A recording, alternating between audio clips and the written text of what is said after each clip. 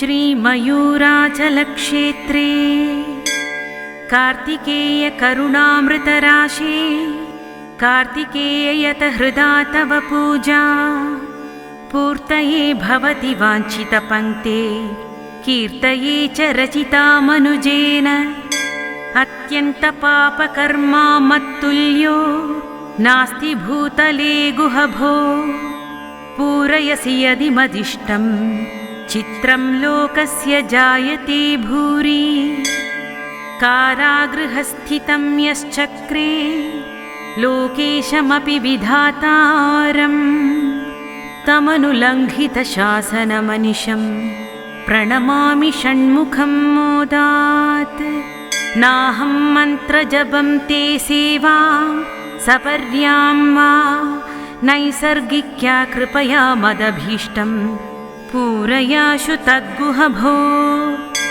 निखिलानपि मम मन्तून् सहसे नैवात्र संशय कश्चित् यस्मात् सह मानसुतस्त्वमसि कृपावारिधि षडास्य विभो यदि मद्वाञ्छितदाने शक्तिर्नास्तीति षण्मुखब्रूषे तदनृतमेव स्यात्ये वाक्यं शक्तिं दधासि यत्पाणौ मयूरस्य पत्रे प्रलम्बं पदाब्जं दधानं ककुद्येव तस्यापरं च सुरेन्द्रस्य पुत्र्या च वल्या च पार्श्वद्वयं भासयन्तं षडास्यं भजेऽहम् विवेकं विरक्तिं शमादेश्च षट्कं मुमुक्षां च दत्त्वा षडास्याशु मह्यं विचारे च बुद्धिं दृढां देहि वल्ली सुरेन्द्रात्मजा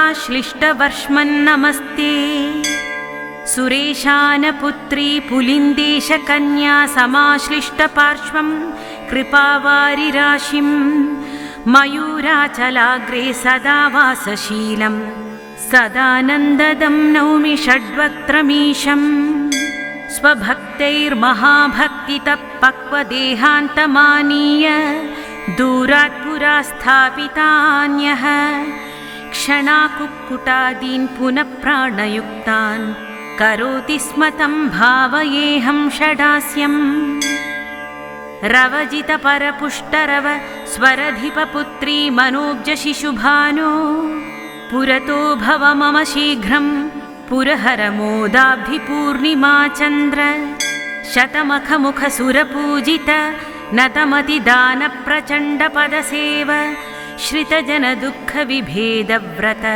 धृतकङ्कण नमोऽस्तु गुहतुभ्यं वृष्टिं प्रयच्छ षण्मुखमय्यपि पापे कृपां विधयाशु सुकृतिषु करुणाकरणे का वा श्लाघा भवेत्तव भो महीजलद्यष्टतनो पुराणां हरस्य पुत्रप्रणतार्तिहारिन् प्रपन्नतापस्य निवारणाय प्रयच्छ वृष्टिं गुहषण्मुखाशु पादाब्जनम्राखिलदेवताले सुदामसम्भूषितकम्बुकण्ठ सौदामनीकोटिनिभाङ्गकान्ते प्रयच्छ वृष्टिं गुहषण्मुखाशु शिखिस्थिताभ्यां रमणीमणिभ्यां पार्श्वस्थिताभ्यां परिसेव्यमानं स्वयं शिखिस्थं करुणासमुद्रं सदा षडास्यं हृदि भावयेऽहम् भूयाद्भूत्यै महत्यै भवतनु जननश्चूर्णितक्रौञ्चशैलो लीलासृष्टाण्डकोटिकमलभव मुखस्तूयमानात्मकार्तिः वल्ली देवेन्द्रपुत्री हृदय सरसिजप्रातरादित्यपुञ्जः कारुण्यपारावारान्निधिर गतनयामोदवाराशिचन्द्रः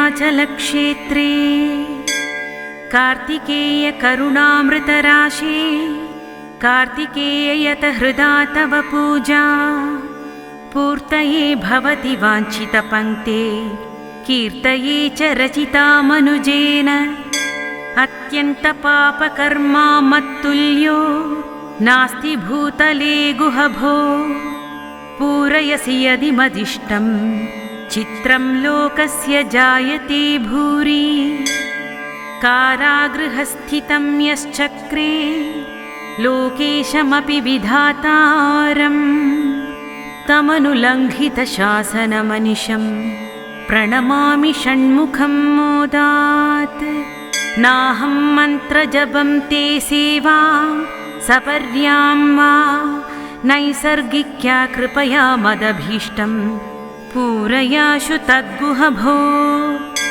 निखिलानपि मम मन्तून् सहसे नैवात्र संशय कश्चित् यस्मात् सह मानसुतस्त्वमसि कृपावारिधि षडास्य विभो यदि मद्वाञ्छितदाने शक्तिर्नास्तीति षण्मुखब्रूषे तदनृतमेव स्यात्ये वाक्यं शक्तिं दधासि यत्पाणौ मयूरस्य पत्रे प्रलम्बं पदाब्जं दधानं ककुद्येव तस्यापरं च सुरेन्द्रस्य पुत्र्या च वल्या च पार्श्वद्वयं भासयन्तं षडास्यं भजेऽहम् विवेकं विरक्तिं शमादेश्च षट्कं मुमुक्षां च दत्त्वा षडास्याशु मह्यं विचारे च बुद्धिं दृढां देहि वल्ली सुरेन्द्रात्मजा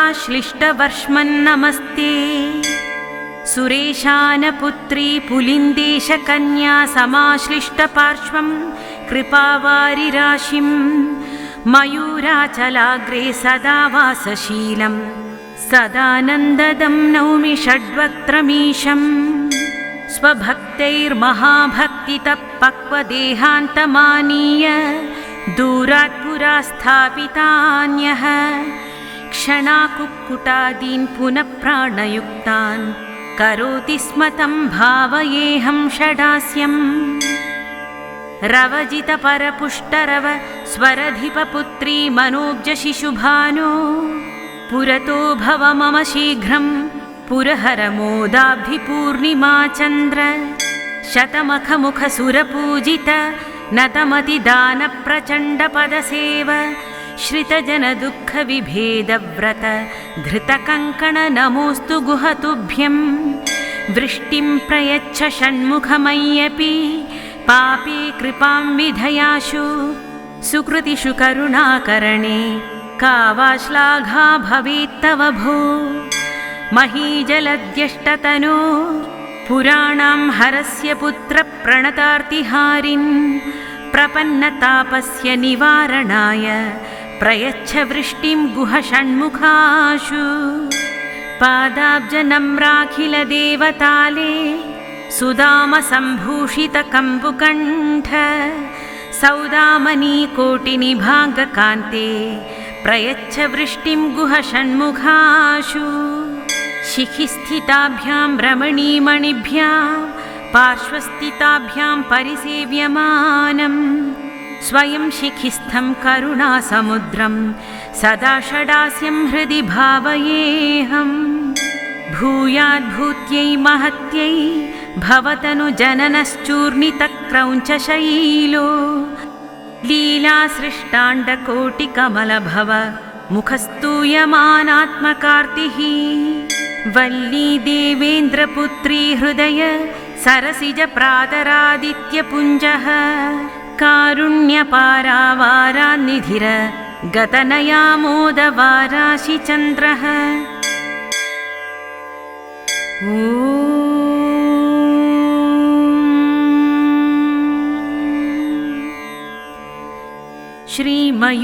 श्रीमयूराचलक्षेत्रे कार्तिकेयकरुणामृतराशे कार्तिकेययतहृदा तव पूजा पूर्तये भवति वाञ्छितपङ्क्ते कीर्तये च रचिता मनुजेन अत्यन्तपापकर्मा मत्तुल्यो नास्ति भूतले गुहभो पूरयसि यदि मदिष्टं चित्रं लोकस्य जायते भूरि कारागृहस्थितं यश्चक्रे लोकेशमपि विधातारम् तमनुलङ्घितशासनमनिशं प्रणमामि षण्मुखं मोदात्। नाहं मन्त्रजपं ते सेवां सपर्यां वा नैसर्गिक्या कृपया मदभीष्टं पूरयाशु तद्गुहभो। निखिलानपि मम मन्तून् सहसे नैवात्र संशय कश्चित् यस्मात् सह मानसुतस्त्वमसि कृपावारिधि षडास्य विभो। यदि मद्वाञ्छितदाने शक्तिर्नास्तीति षण्मुखब्रूषे तदनृतमेव स्यात्ये वाक्यं शक्तिं दधासि यत्पाणौ। मयूरस्य पत्रे प्रलम्बं पदाब्जं दधानं ककुद्येव तस्यापरं च सुरेन्द्रस्य पुत्र्या च वल्या च पार्श्वद्वयं भासयन्तं षडास्यं भजेऽहम्। विवेकं विरक्तिं शमादेश्च षट्कं मुमुक्षां च दत्त्वा षडास्याशु मह्यं। विचारे च बुद्धिं दृढां देहि वल्ली सुरेन्द्रात्मजा श्लिष्टवर्ष्मन्नमस्ते। सुरेशानपुत्री पुलिन्देशकन्या समाश्लिष्टपार्श्वं कृपावारिराशिं। मयूराचलाग्रे सदा वासशीलं सदानन्ददं नौमि षड्वक्त्रमीशम्। स्वभक्तैर्महाभक्तितः पक्वदेहान्तमानीय दूरात् पुरा स्थापितान्यः क्षणाकुक्कुटादीन् पुनः प्राणयुक्तान् करोति स्म तं भावयेऽहं षडास्यम्। रवजितपरपुष्टरव स्वरधिपपुत्री मनोब्जशिशुभानो पुरतो भव मम शीघ्रं पुरहरमोदाब्धिपूर्णिमाचन्द्र। शतमखमुखसुरपूजित नतमतिदानप्रचण्डपदसेव श्रितजनदुःखविभेदव्रत धृतकङ्कण नमोऽस्तु गुहतुभ्यं। वृष्टिं प्रयच्छ षण्मुखमय्यपि पापे कृपां विधयाशु। सुकृतिषु करुणाकरणे का वा श्लाघा भवेत्तव भो। महीजलद्यष्टतनो पुराणां हरस्य पुत्रप्रणतार्तिहारिन् प्रपन्नतापस्य निवारणाय प्रयच्छ वृष्टिं गुह षण्मुखाशु। पादाब्जनम्राखिलदेवताले सुदामसम्भूषितकम्बुकण्ठ सौदामनीकोटिनिभाङ्गकान्ते प्रयच्छ वृष्टिं गुह षण्मुखाशु। शिखिस्थिताभ्यां रमणीमणिभ्यां पार्श्वस्थिताभ्यां परिसेव्यमानं स्वयं शिखिस्थं करुणासमुद्रं सदा षडास्यं हृदि भावयेऽहम्। भूयाद्भूत्यै महत्यै भवतनु जननश्चूर्णितक्रौञ्चशैलो लीलासृष्टाण्डकोटिकमलभव मुखस्तूयमानात्मकार्तिः। वल्ली देवेन्द्रपुत्री हृदय सरसिजप्रातरादित्यपुञ्जः कारुण्यपारावारान्निधिर गतनयामोदवाराशिचन्द्रः।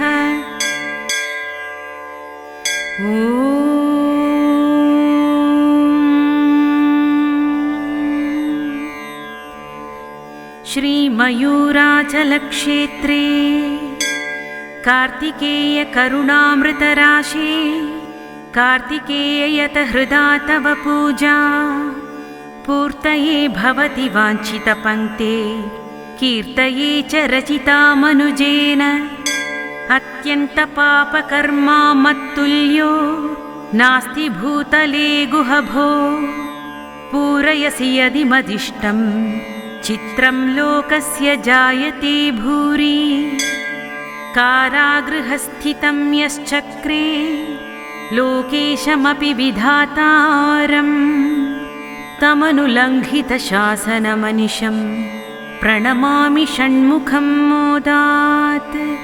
नाहं मन्त्रजपं ते सेवां सपर्यां वा नैसर्गिक्या कृपया मदभीष्टं पूरयाशु तद्गुहभो निखिलानपि मम मन्तून् सहसे नैवात्र संशय कश्चित् यस्मात् सह मानसुतस्त्वमसि कृपावारिधि षडास्य विभो यदि मद्वाञ्छितदाने शक्तिर्नास्तीति षण्मुखब्रूषे तदनृतमेव स्यात्येवाक्यं शक्तिं दधासि यत्पाणौ मयूरस्य पत्रे प्रलम्बं पदाब्जं दधानं ककुद्येव तस्यापरं च सुरेन्द्रस्य पुत्र्या च वल्या च पार्श्वद्वयं भासयन्तं षडास्यं भजेऽहम् विवेकं विरक्तिं शमादेश्च षट्कं मुमुक्षां च दत्त्वा षडास्याशु मह्यं विचारे च बुद्धिं दृढां देहि वल्ली सुरेन्द्रात्मजा श्लिष्टवर्ष्मन्नमस्ते सुरेशानपुत्री पुलिन्देशकन्या समाश्लिष्टपार्श्वं कृपावारिराशिं मयूराचलाग्रे सदा वासशीलं सदानन्ददं नौमि षड्वक्त्रमीशम् स्वभक्तैर्महाभक्तितः पक्वदेहान्तमानीय दूरात् पुरा स्थापितान्यः क्षणाकुक्कुटादीन् पुनः प्राणयुक्तान् करोति स्म तं भावयेऽहं षडास्यम् रवजितपरपुष्टरव स्वरधिपपुत्री मनोब्जशिशुभानो पुरतो भव मम शीघ्रं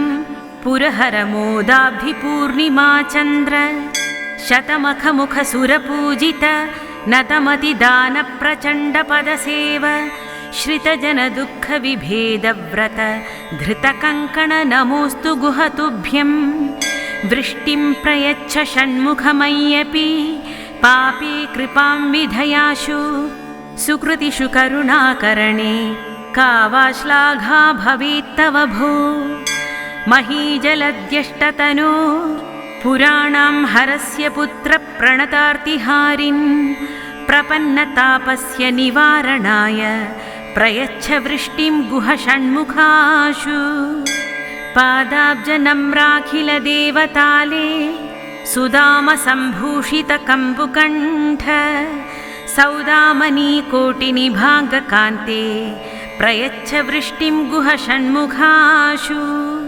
शिखिस्थिताभ्यां रमणीमणिभ्यां पार्श्वस्थिताभ्यां परिसेव्यमानं स्वयं शिखिस्थं करुणासमुद्रं सदा षडास्यं हृदि भावयेऽहम् भूयाद्भूत्यै महत्यै भवतनु जननश्चूर्णितक्रौञ्चशैलो लीलासृष्टाण्डकोटिकमलभव मुखस्तूयमानात्मकार्तिः वल्ली देवेन्द्रपुत्री हृदय सरसिजप्रातरादित्यपुञ्जः कारुण्यपारावारान्निधिर गतनयामोदवाराशिचन्द्रः इति शृङ्गेरी श्रीजगद्गुरु श्रीसच्चिदानन्द शिवाभिनवनृसिंहभारती स्वामिभिः विरचितं श्रीकार्तिकेयस्तोत्रं सम्पूर्णम्।